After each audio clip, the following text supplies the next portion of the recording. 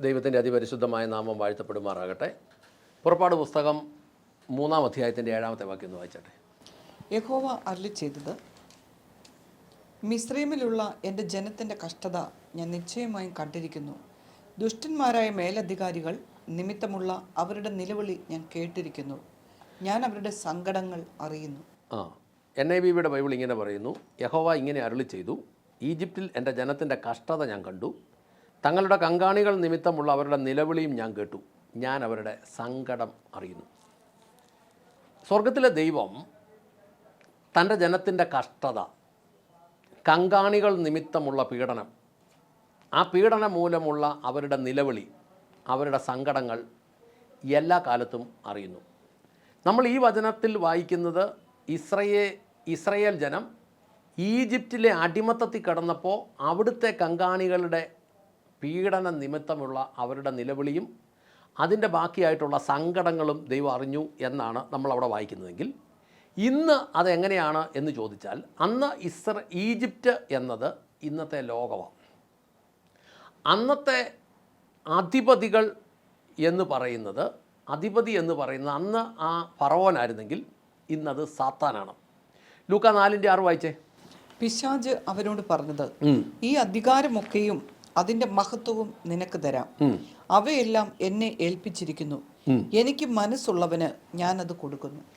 അന്ന് ഈജിപ്റ്റ്, ഫറവോന്, കങ്കാണികൾ. ഇന്ന് ലോകം സാത്താൻ്റെ കൂട്ട് ആളുകൾ. എഫേസ്യർ 2:2 വായിച്ചേ. എഫേസ്യർ 2:2. അവയിൽ നിങ്ങൾ മുമ്പേ ഈ ലോകത്തിൻ്റെ കാലഗതി പിന്തുടർന്നു.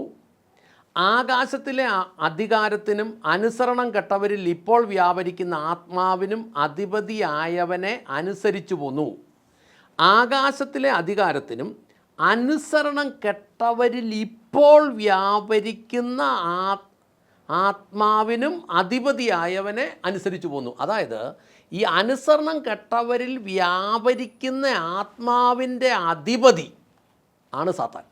എന്ന് പറഞ്ഞാൽ അവൻ്റെ ജോലിക്കാരാണ് ഈ അനുസരണം കെട്ടവരിൽ, അവൻ്റെ കിങ്കരന്മാരാണ് ഈ അനുസരണം കെട്ടവരിൽ വ്യാപരിക്കുന്നത്. ഒരിക്കൽ കൂടെ പറയാം, അന്ന് ഈജിപ്റ്റ് ആണെങ്കിൽ ഇന്ന് ലോകമാണ്. അന്ന് അധിപതിയാണെങ്കിൽ അത് ഫറവോനായിരുന്നെങ്കിൽ ഇന്നത് പിശാചാണ്. അന്ന് അവരെ പീഡിപ്പിച്ചത് കങ്കാണികളാണെങ്കിൽ എഫേസ് ലേഖനം 6:12 ഒന്നുകൂടെ വായിച്ചേ. നമുക്ക് പോരാട്ടമുള്ളത് 6:12. നമുക്ക് പോരാട്ടമുള്ളത് ജഡരക്തങ്ങളോടല്ല, ഈ അന്ധകാര ലോകത്തിൻ്റെ ഭരണകർത്താക്കളോടും അധിപതികളോടും സ്വർലോകത്തിലെ ദുഷ്ടാത്മ ശക്തിയോടും എത്ര എന്ന് പറഞ്ഞു കഴിഞ്ഞാൽ, ഇതിൻ്റെ ഒരു ആത്മീക ശക്തികൾ അന്ധകാരത്തിലുണ്ട്. അവരാണ് കങ്കാണികൾ. അല്ലെങ്കിൽ ഈ ആത്മീക ശക്തികൾ സ്വർലോകത്തിലെ ദുഷ്ടാത്മ ശക്തികൾ എന്ന് വിളിക്കുന്നു. ഇവരാണ് കങ്കാണികൾ.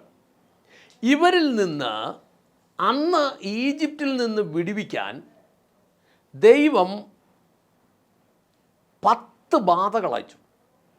ഈ ബാധകൾ അയക്കുന്നതിനിപ്പുറം ദൈവത്തിൻ്റെ അധികാരത്തിൻ്റെ അടയാളമായ വടിയുടെ ചില കാര്യങ്ങളും കാണിച്ചു. അപ്പോൾ നമുക്ക് അതിനെക്കുറിച്ച് ഒന്ന് ചിന്തിച്ച് നോക്കാം. ഒന്നാമത്തത് ആദ്യമേ നമ്മൾ നോക്കുകയാണെങ്കിൽ പുറപ്പാട് 7:6 വായിച്ചേ. യഹോവ തങ്ങളോട് കൽപ്പിച്ചതുപോലെ മോശയും അഹ്റോനും ചെയ്തു. അവർ ഫറവോനോട് സംസാരിച്ച കാലത്ത് മോശയ്ക്ക് 80 വയസ്സും അഹ്റോന് 83 വയസ്സും. യഹോവ തങ്ങളോട് കൽപ്പിച്ചതുപോലെ മോശയും അഹ്റോനും ചെയ്തു. യഹോവ തങ്ങളോട് കൽപ്പിച്ചതുപോലെ, അന്ന് കൽപ്പിച്ചതുപോലെ അവർ ചെയ്തെങ്കിൽ, യോഹന്നാൻ 14:15 പറയുന്നു. വായിച്ചാട്ടെ. യോഹന്നാൻ 14:15. അന്ന് അവരോട് പറഞ്ഞത് അവർ ചെയ്തു, പറയാത്തതൊന്നും അവർ ചെയ്തില്ല, മോശയും അഹ്റോനും. ഇവിടെ യോഹന്നാൻ 14:15, നിങ്ങൾ എന്നെ സ്നേഹിക്കുന്നുവെങ്കിൽ എൻ്റെ കൽപ്പനകൾ അനുസരിക്കും. അപ്പോൾ പറയുന്നത്, ഇപ്പോൾ പുതിയ നിയമവ്യവസ്ഥയിൽ പറയുന്നത്, നിങ്ങൾ എന്നെ സ്നേഹിക്കുന്നു എങ്കിൽ എൻ്റെ കൽപ്പനകൾ അനുസരിക്കും. അങ്ങനെയാണെങ്കിൽ അതിൻ്റെ അടുത്ത വാക്യം നോക്കിയാൽ എന്നാ സംഭവിക്കുമെന്ന്. എന്നാൽ ഞാൻ പിതാവിനോട് ചോദിക്കും, നിങ്ങളോട് കൂടെ എന്നേക്കും ഉണ്ടായിരിക്കേണ്ടതിന് അവൻ മറ്റൊരു ആശ്വാസപ്രദനെ നിങ്ങൾക്ക് തരും. അതായത് നിങ്ങൾ എന്നെ സ്നേഹിക്കുന്നെങ്കിൽ എൻ്റെ കൽപ്പന അനുസരിക്കും. അങ്ങനെയാണെങ്കിൽ ഞാൻ പിതാവിനോട് അപേക്ഷിക്കുകയും പിതാവ് പരിശുദ്ധാത്മാവിനെ തരികയും ചെയ്യും. പക്ഷേ പറഞ്ഞേക്കുന്നത് ലോകത്തിന് ഈ ആത്മാവിനെ സ്വീകരിക്കാൻ കഴിയേല എന്ന് പറഞ്ഞിരിക്കുന്നു. അപ്പോൾ ഞാൻ പിതാവിനോട് അപേക്ഷിക്കുകയും അവിടുന്ന് നിങ്ങൾക്ക് സത്യത്തിൻ്റെ ആത്മാവ് എന്ന മറ്റൊരു കാര്യസ്ഥനെ നിങ്ങളോടുകൂടെ എന്നേക്കും ഇരിക്കേണ്ടത് നൽകുകയും ചെയ്യും. ലോകത്തിന് ഈ ആത്മാവിനെ സ്വീകരിക്കാൻ കഴിയേല.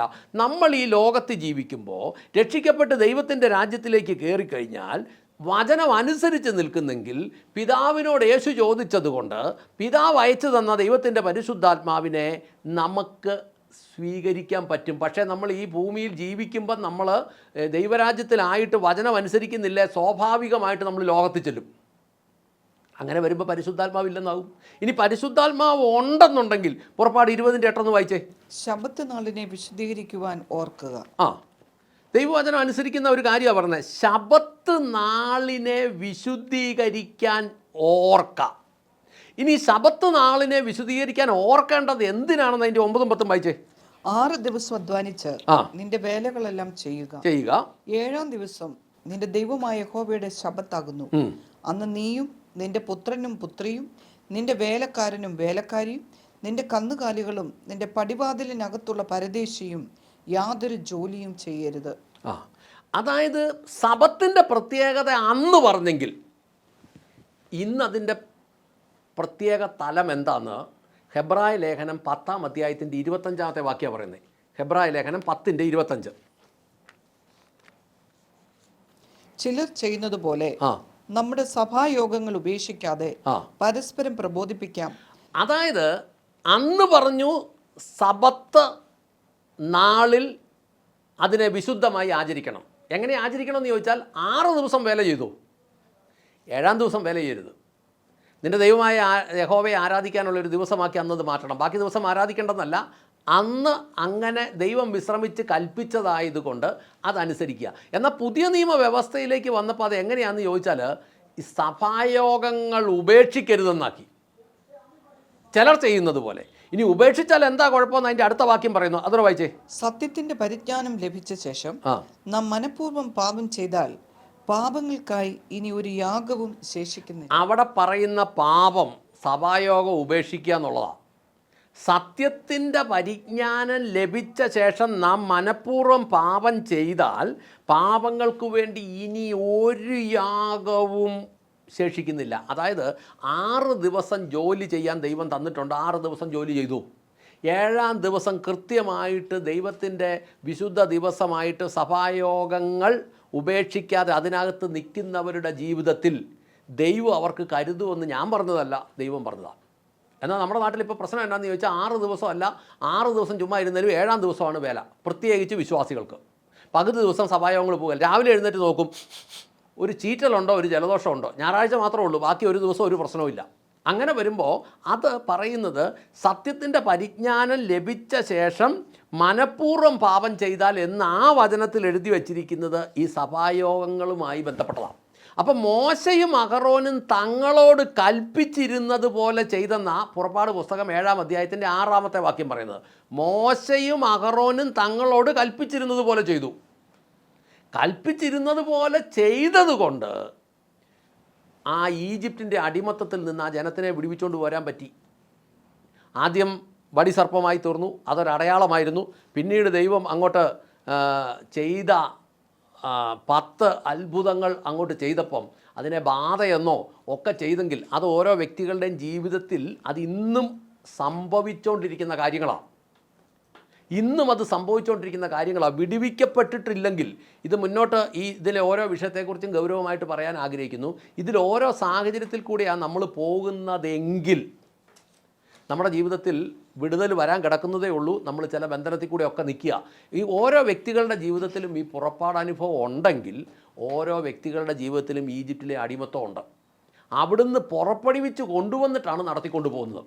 അപ്പോൾ നമുക്ക് അതിനെക്കുറിച്ച് നോക്കുമ്പോൾ നമുക്ക് അതിനകത്തുനിന്ന് പല കാര്യങ്ങളും വചനത്തിൻ്റെ വ്യവസ്ഥയ്ക്ക് മനസ്സിലാക്കുമ്പോൾ ഈജിപ്തിലെ ഇസ്രയേൽ ജനം അടിമത്തത്തിലായിരുന്നവർ ഏത് പൊസിഷനിൽ നിൽക്കുന്നെന്ന് നമുക്കത് പഠിക്കേണ്ട പോലെ പഠിക്കുമ്പോൾ നമുക്ക് മനസ്സിലാകും. അവിടെ നിന്ന് ഇസ്രയേൽ ജനത്തിനെ മോശ എങ്ങനെയാണ് നയിച്ചത്, എങ്ങനെയാണ് നിൽക്കേണ്ടതെന്ന് നമ്മൾ പഠിച്ചാൽ നമ്മൾ ഈ ജീവിതയാത്രയെ വിജയിക്കാനുള്ള ട്രാക്ക് നമ്മൾ പഠിച്ചു എന്നതാണ് അതിനർത്ഥം. അങ്ങനെയാണെങ്കിൽ പ്രാർത്ഥിക്കാം. സ്വർഗ്ഗസ്ഥനായ ഞങ്ങളുടെ പിതാവേ, ഞങ്ങളുടെ കർത്താവായ യേശു ക്രിസ്തുവെ, പരിശുദ്ധാത്മാവായ ഞങ്ങളുടെ നല്ല ദൈവമേ, നല്ല ദിവസത്തിനായി ഞങ്ങൾ നന്ദി പറയുന്നു. കർത്താവേ, ഞങ്ങൾ ഈ ലോകമാകുന്ന ഈജിപ്തിൽ ഏത് അവസ്ഥയിലാണ് കിടക്കുന്നത്, ഏത് അവസ്ഥയിലാണ് ഇപ്പം ഞങ്ങളുടെ അവസ്ഥ, ഞങ്ങളുടെ പുറപ്പാട് യാത്രയിൽ ഞങ്ങൾ എവിടെയാണ്, ഞങ്ങളിപ്പോൾ എന്താണ് ഞങ്ങളുടെ അവസ്ഥയെന്ന് ദൈവത്തിൻ്റെ പരിശുദ്ധാത്മാവ് വ്യക്തമായി ഞങ്ങൾക്ക് മനസ്സിലാക്കി തരണമേ എന്ന് പ്രാർത്ഥിക്കുന്നു. കർത്താവ്, അതിന് തക്കവണ്ണം ഞങ്ങളുടെ ഉള്ളങ്ങളെ തുറക്കണമേ, പരിശുദ്ധാത്മാവ് ഞങ്ങളെ ബോധ്യപ്പെടുത്തി തരണമേ. അങ്ങ് പ്രാർത്ഥന കേട്ട് അനുഗ്രഹിച്ച കൃപയ്ക്ക് നന്ദി. യേശു ക്രിസ്തുവിൻ്റെ ധന്യമുള്ള നാമത്തിൽ തന്നെ. ആമേൻ, ആമേൻ, ആമേൻ.